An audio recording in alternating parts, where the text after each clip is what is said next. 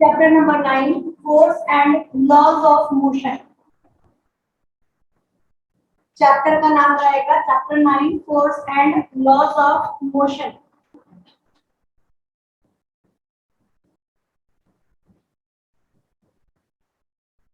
Force लिखिए मत अभी। 8th स्टैंडर्ड में हमने कई बार कुछ प्रॉपर्टीज फोर्स के बारे में पढ़ी। जब हम लोग 8th में थे तब हमारे पास ये टॉपिक आया था कि भाई फोर्स है, फोर्स से हमें क्या क्या इफेक्ट पड़ते हैं, फोर्स की क्या प्रॉपर्टीज हैं। हाँ जी, तो what are the properties of force? क्या प्रॉपर्टीज होती है फोर्स की?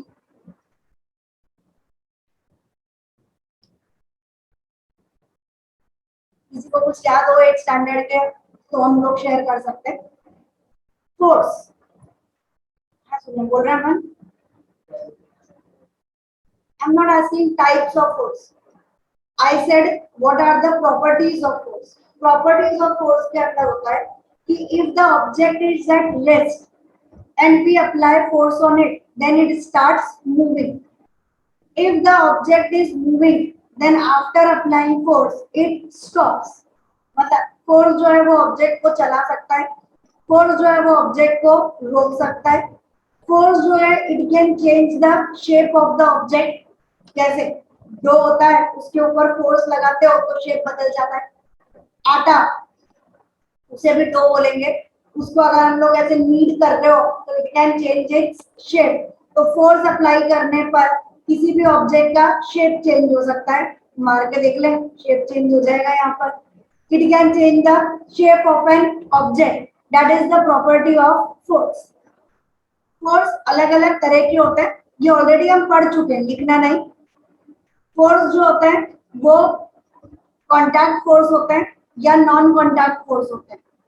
कॉन्टैक्ट मतलब जब हम किसी चीज को टच करेंगे तभी उसके ऊपर फोर्स अप्लाई होगा। जैसे मैकेनिकल फोर्स, तो जब हम अप्लाई करेंगे, उसे टच में आएंगे तभी उसके ऊपर फोर्स अप्लाई होता है। फ्रिक्शनल फोर्स, फ्रिक्शन कब लगेगा? जब टू ऑब्जेक्ट्स कांटेक्ट में होंगे। एक ऑब्जेक्ट यहाँ से स्लाइड करने की कोशिश कर रहा है और एक फोर्स इसको रोकने की कोशिश करेगा। ये कब अप्लाई होगा? When the two objects are in contact. Contact में नहीं होंगे तो frictional force can not be applied, mechanical force can not be applied. ठीक है, हम उसे कहते हैं मस्कुलर फोर्स, वो भी अप्लाई नहीं हो सकता जब तक कि हम कांटेक्ट में ना हो। नॉन कांटेक्ट फोर्स जैसे मैग्नेटिक फोर्स, एक मैग्नेट लो, उसको अगर किसी दूसरे पार्ट को अपनी तरफ अट्रैक्ट करना है तो इट डज नॉट रिक्वायर क्या? कांटेक्ट। बिना कांटेक्ट के भी वो उस चीज को अपनी तरफ खींच लेगा। That is called as non contact force. यहाँ तक हमारा सब कुछ पीछे वाला पार्ट जो हमने लास्ट ईयर पढ़ा, 7th में पढ़ा, 8th में पढ़ा, ये वो पढ़ा। अब हम जब 9th में आ गए तो हम लोग पढ़ना चालू करेंगे balanced and unbalanced force. Balanced force का मतलब when the force applied is equal and opposite। मतलब हमारे पास में ये एक ऑब्जेक्ट है, इस ऑब्जेक्ट पर हमने इधर से फोर्स अप्लाई किया, ठीक है, हमने इधर से भी फोर्स अप्लाई किया। जितना फोर्स हम इस साइड से अप्लाई कर रहे हैं F force, same to same उतना ही फोर्स हम दूसरी ऑपोजिट साइड से अप्लाई कर रहे हैं। ये इस डायरेक्शन में जा रहा है, ये इस डायरेक्शन में जा रहा है।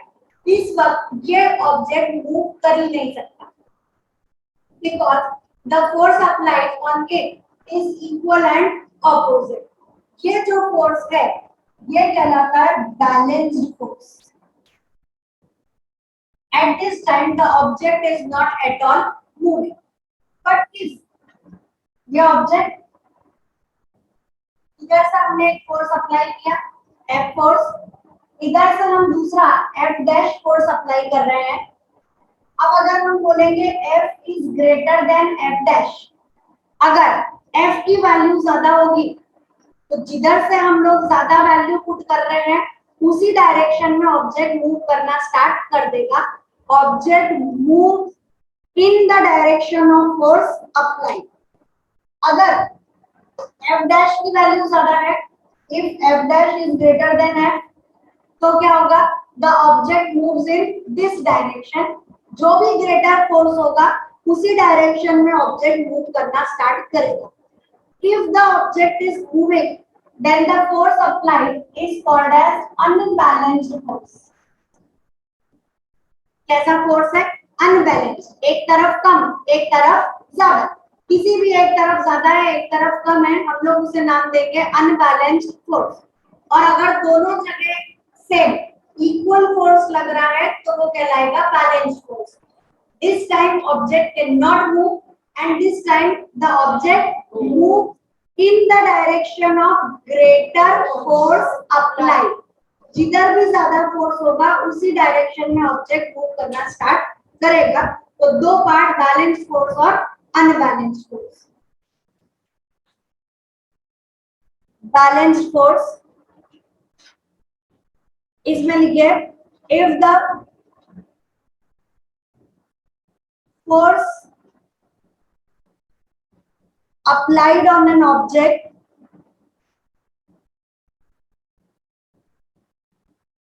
if the force applied on an object is equal and acts from both the sides and acts acts from both the sides, comma, such that the object cannot move, such that the object cannot move is called as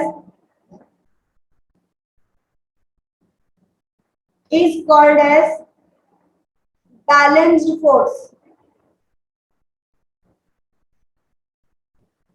ऐसा diagram draw करिए, दोनों जगह से F का force apply हो रहा है, balanced force. Diagram ऐसे रफ ड्रॉ कर लीजिए।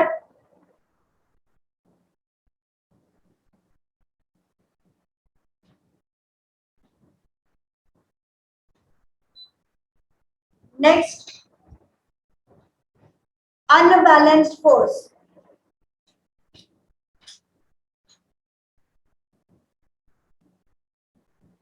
Unbalanced force, if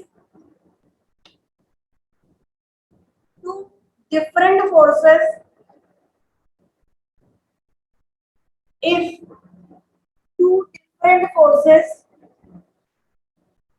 are applied on an object,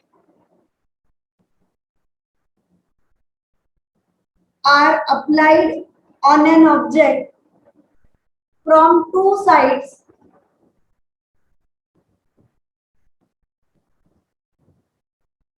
comma, then the object moves in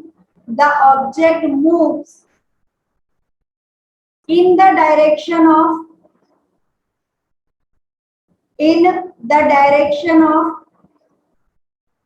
greater force.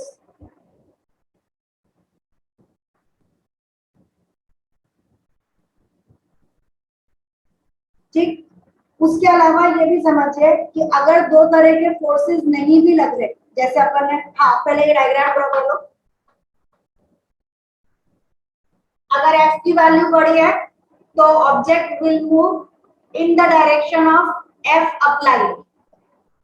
जिधर एफ जा रहा है उसी डायरेक्शन में ऑब्जेक्ट मूव करेगा।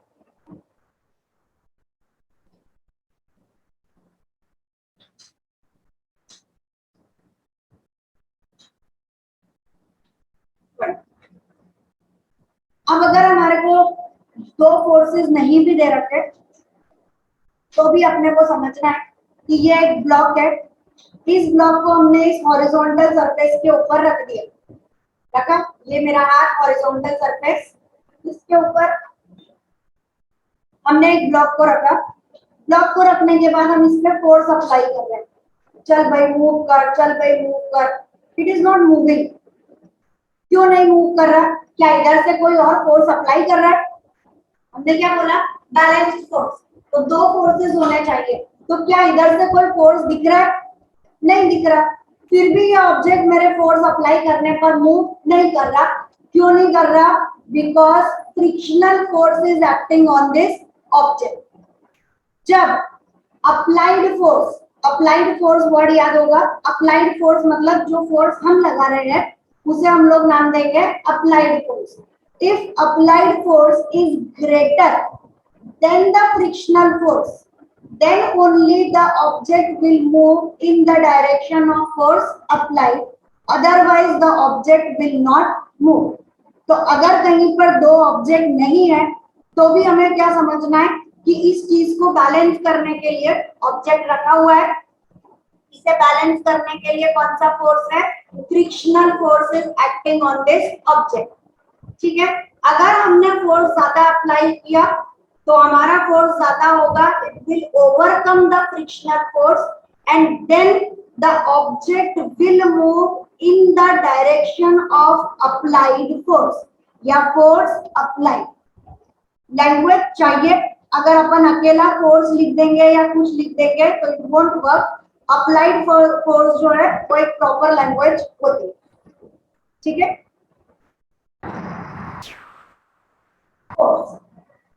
फोर्स के लिए बेटा हमारा जो फॉर्मूला होता है, that force is equal to mass into acceleration.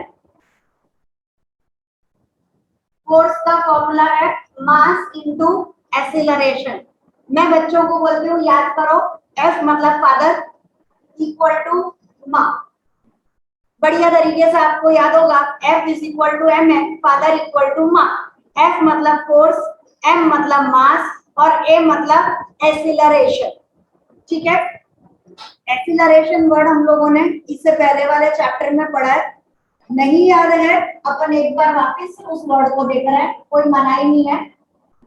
Acceleration जो वर्ड हम लोगों ने पढ़ा था, this acceleration is equal to velocity upon time, या हम लोग वर्ड बोलते हैं rate of change of velocity is called as acceleration. इसी के हिसाब से हम लोगों ने ये फॉर्मूला पढ़ा था, v is equal to u plus at। ये हमारा इससे पहले वाले चैप्टर के अंदर काट गया। u इधर लाओगे तो v minus u is equal to at, t नीचे ले आओगे तो a is equal to v minus u upon t। Change of velocity, v मतलब फाइनल, u मतलब initial, v minus u upon t is called as acceleration. Velocity क्या होती है? तो वेलोसिटी का फॉर्मूला होता है डिस्प्लेसमेंट अपॉन टाइम। कभी भी डिस्टेंस अपॉन टाइम नहीं बोलते, हम लोग बोलते हैं डिस्प्लेसमेंट अपॉन टाइम। डिस्टेंस और डिस्प्लेसमेंट का अंतर क्या होता है? डिस्टेंस मतलब टोटल पाथ कवर्ड और डिस्प्लेसमेंट मतलब शॉर्टेस्ट पाथ कवर्ड। डिस्टेंस जो है वो स्केलर क्वांटिटी है, डिस्प्लेसमेंट जो है वो वेक्टर क्वांटिटी। स्केलर का मतलब विच हैज ओनली मैग्नीट्यूड, बताया था, थोड़ा सा रिवाइज कर रहे हैं, याद आ जाएगा चैप्टर, कोई इशू नहीं है। मुझे पता है कि थोड़ा थोड़ा भूल गए हो, इसीलिए बता रही हूँ। Distance is a scalar quantity. Scalar quantity का मतलब it has only magnitude. Magnitude का मतलब भाई कितना डिस्टेंस चले, बोले 2 किलोमीटर, 3 किलोमीटर, 5 किलोमीटर। हम कभी ये नहीं बोलते कि हम -5 किलोमीटर चले, never, because it is a distance. ठीक है, it is a scalar quantity, it has only magnitude. while displacement is the shortest path covered, it is a vector quantity. Vector means it has magnitude as well as direction, है ना। अगर हम लोगों को वडोदरा की तरफ जाना है, मैंने एग्जांपल दिया था पहले भी, और हम गलती से सूरत की तरफ वाले हाईवे पे चले गए, तो वो जो गलती से उधर चले गए वो डायरेक्शन हो जाएगा माइनस। समझ में आता है?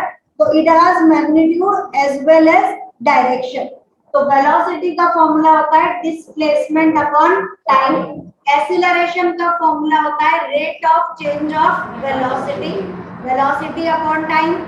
दो वेलोसिटीज है तो v minus u final minus initial upon time.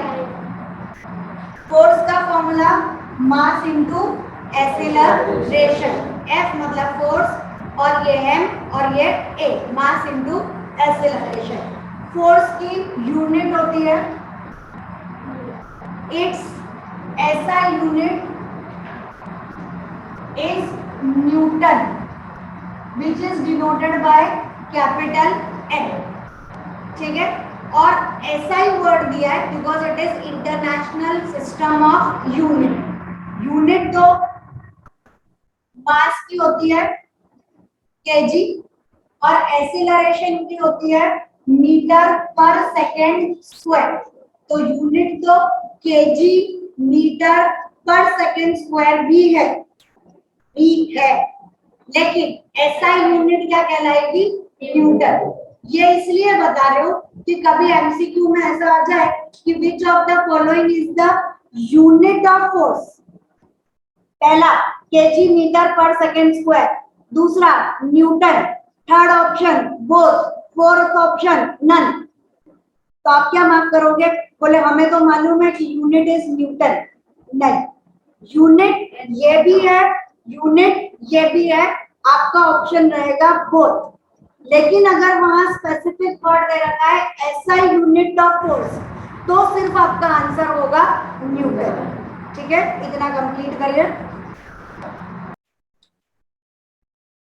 Next, यहां तक हमारा पार्ट हुआ फोर्स का। चैप्टर का नाम ही यही है, force and laws of motion. तो फोर्स से रिलेटेड पार्ट जो है वो हमारा कंप्लीट होता है कि हमें इतना इतना अपन ने पढ़ लिया। कंप्लीट मतलब फोर्स के बारे में हमने कुछ पढ़ा। अब हम अपना चालू करेंगे लॉज ऑफ मोशन। तो टोटल भी आप 3 लॉज ऑफ मोशन। अभी लिखिए मत कुछ भी, डिक्टेट मैं पूरा करूंगे। अभी सिर्फ आप लोग समझेंगे, उसके बाद अपन फुर्सत में लिखेंगे। लिखने का काम अलग, समझने का काम अलग। We have 3 laws of motion। हम अभी पढ़ेंगे first law of motion. First law of motion बोलता है कि if the object is at rest, लिखिएगा नहीं बेटा, मैं डिक्टेट करूंगी। If the object is at rest, it continues to be at rest. If the object is in motion, it continues to be in motion until and unless external force is applied to it। Language यही हम लिखेंगे।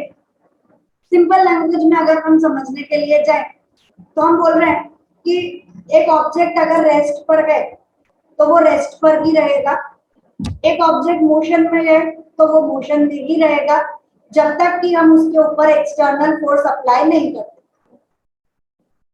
Tuition पे पढ़ रहे हो, definitely अगर offline चल रहा है, जो लोग सामने बैठे हुए हैं, घर जाते हैं बहुत थक जाते हैं। घर जाते इधर बैग फेंका, इधर जो भी सामान है वो फेंका, और उसके बाद में पलंग पे सोफे पे जाके लेट गए और फटाफट ओ वो 2 घंटे में तो पता नहीं कितने मैसेजेस आ गए इंस्टा पे, इस पे उस पे, और चेक करना चालू। और नहीं कुछ नहीं है तो कम से कम गाने सुनना चालू तो बनता ही बनता है। यहाँ पे हम गाने सुनना चालू कर दे। अब ऐसे में मम्मी आई, आप सोफे पे हैं, you are at rest enjoying yourself, और मम्मा आई और बोले चल जा जरा सब्जी ला दे। तो अरे भाई अभी तो हम ट्यूशन से पढ़ के आए और अब हम आपके लिए सब्जी लाएंगे, सवाल ही नहीं उठता। If you are at rest, you continues to be at rest. कान में आवाज ही नहीं जा रही, क्यों? क्योंकि गाने बज रहे हैं। सुन भी लिया? नहीं हमने तो आपने कुछ काम बोला। If you are at rest, you continues to be at rest until and unless क्या नहीं अप्लाई हो एक्सटर्नल फोर्स। अभी मम्मी ने क्या रे तुझे सुना नहीं दे रहा?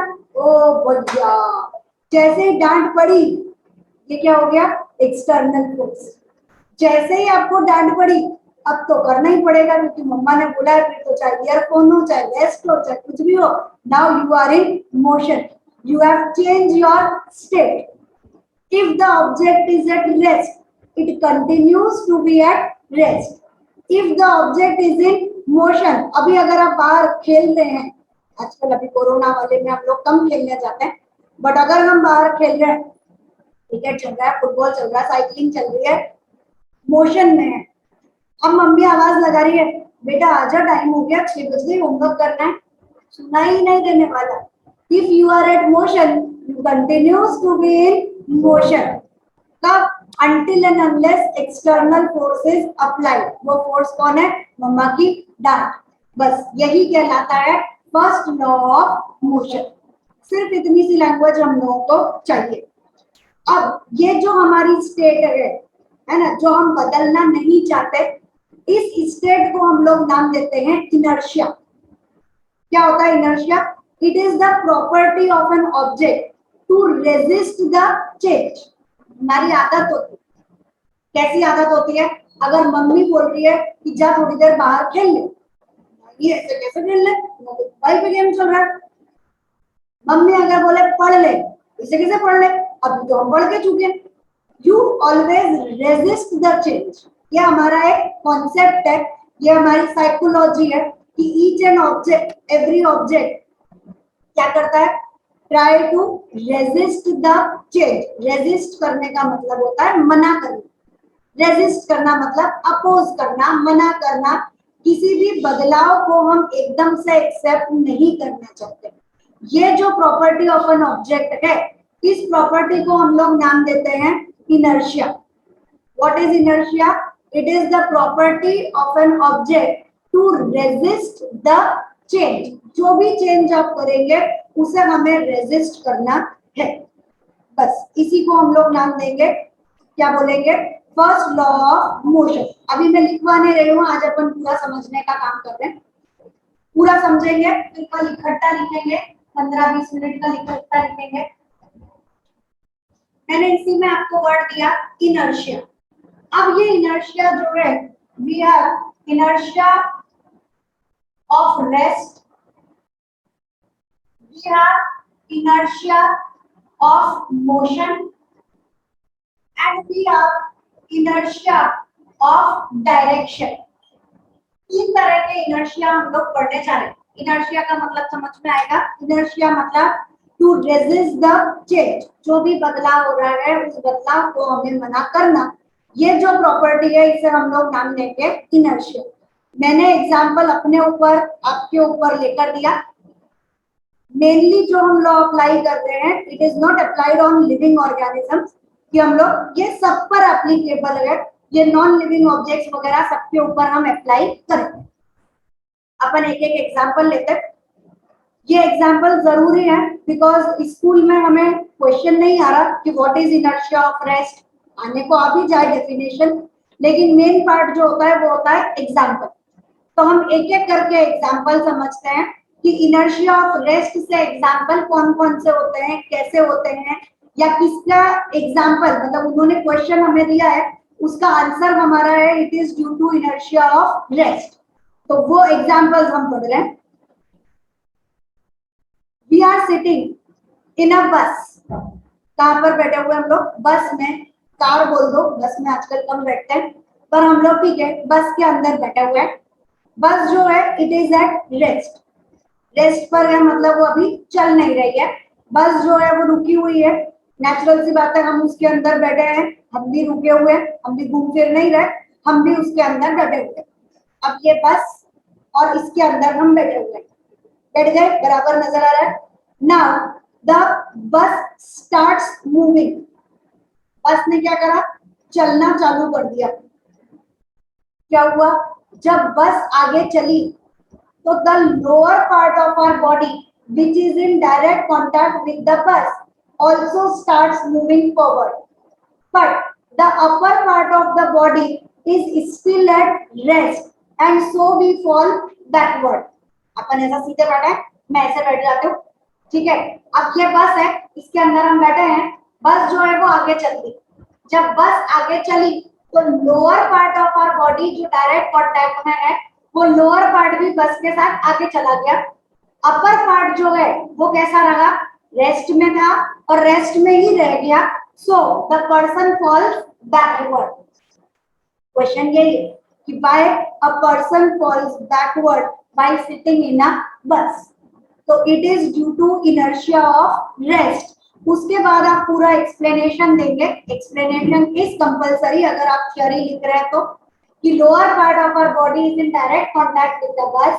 When the bus starts moving, the lower part also starts moving and the upper part of the body falls backward. दूसरा example same to same. If a rider is sitting on a horse, rider बोलेंगे जो घोड़ा चला रहा है, घुड़सवार, he is sitting on a horse. The horse is at rest, the person is also at rest. Now the horse starts moving, क्या होगा? The person will fall backward due to inertia of rest. गड़बड़ क्या होती है कि दिमाग में ये आ जाता है कि घोड़े ने चलना चालू कर दिया तो चल रहा है, तो बोलेगा हम आंसर इनर्शिया ऑफ मोशन दे रहे हैं। नहीं भाई, घोड़ा चल रहा है, lower part of the body भी चल रही है, लेकिन पीछे क्यों गिरे? Due to inertia of rest. It is not due to inertia of motion. ठीक है, दो एग्जांपल समझ में आए. तीसरा एग्जांपल लेते हैं. हमने एक ब्लैंकेट लिया, ये ब्लैंकेट नहीं है, ये क्लॉथ है, ये ब्लैंकेट है. इस ब्लैंकेट को हम लोगों ने जोर से हिलाया. ठीक है, वी शेक दिस ब्लैंकेट. क्यों शेक करते हैं? घर में मम्मा को भी देखा होगा कि जब कपड़े घड़ी करती है या चादर घड़ी करते हैं, हम ऐसे झटक के और उसके बाद हम इसे फोल्ड करके रखते हैं. क्यों करते हैं? तो मम्मा बोलती है इसमें से जो भी कचरा है, डस्ट पार्टिकल्स हैं, वो नीचे गिर जाएंगे. नेचुरल सी बात है, नॉर्मली हम घर में ये रोज काम करते हैं. क्यों करते हैं? इनर्शिया ऑफ रेस्ट के कारण. इसमें इनर्शिया ऑफ रेस्ट कैसे आ गया मैम? हमें तो समझ ही नहीं आया. ये blanket, it has dust particles on it. The blanket is at rest.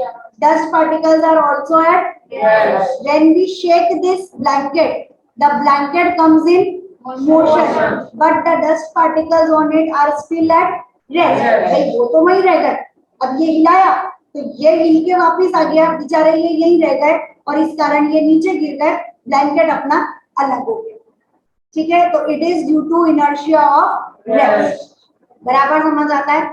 और एग्जांपल लेंगे, जब तक लेंगे जब तक हमारे सारा कंप्लीट ना हो जाए एग्जाम के लायक. सारे हमारे ये सब पॉइंट्स एग्जाम में आने जैसे होते हैं. We should know variety of questions. अब दूसरा लिया अपन ने लिया टेक अ टम्बलर, एक ग्लास लिया पानी का, उसके ऊपर put a cardboard on it, उसके ऊपर एक कार्डबोर्ड रख दिया. And now place a coin at the centre of this cardboard. पता चलेगा एक ग्लास, उसके ऊपर कार्डबोर्ड और कार्डबोर्ड के बीच में हमने यहाँ पर एक कॉइन रख दिया. नाउ क्या करो? किक, बिल्कुल पुश कर दो. किस चीज को? कार्डबोर्ड को. क्या होगा? The coin will fall in the tumbler. क्यों? Inertia of rest. अब वो इनर्शिया ऑफ रेस्ट क्यों, वो हमें एक्सप्लेन करना है. क्योंकि जब हमने कार्डबोर्ड को पुश किया, जब हमने उसको मारा, तब क्या हुआ? Cardboard comes in motion but the coin on it remains at rest and due to inertia of rest it falls down inside the tumbler. बराबर पता चलता है? एक और एग्जांपल लेकर इसको खत्म करते हैं. ठीक है, इनर्शिया ऑफ रेस्ट के जो भी एग्जांपल्स हैं दिमाग में जाएंगे. हाँ, the apple or mango from the tree falls down when we shake its branches. क्या कर रहे हैं अपन? ब्रांच को जब जोर जोर से हिलाते हैं तब क्या होगा? उसके ऊपर जो भी फल लगे हुए हैं, एप्पल है, मैंगो है, they get down, they fall down. Natural सी बात है, due to inertia of rest. मेरा एग्जांपल वही चल रहा है, इनर्शिया ऑफ रेस्ट. जब हम लोग ब्रांच को शेक कर रहे हैं तो the branch comes in motion but the apple or mango on it remains at rest. अब देखो ये ब्रांच है पूरी, इस पर ये एप्पल मैंगो है, हमने इस ब्रांच को हिलाया तो ब्रांच हिली, लेकिन एप्पल और मैंगो जो है वो रेस्ट पर थे, वो खींचा गए और इस कारण से दे गए फॉल डाउन. ठीक,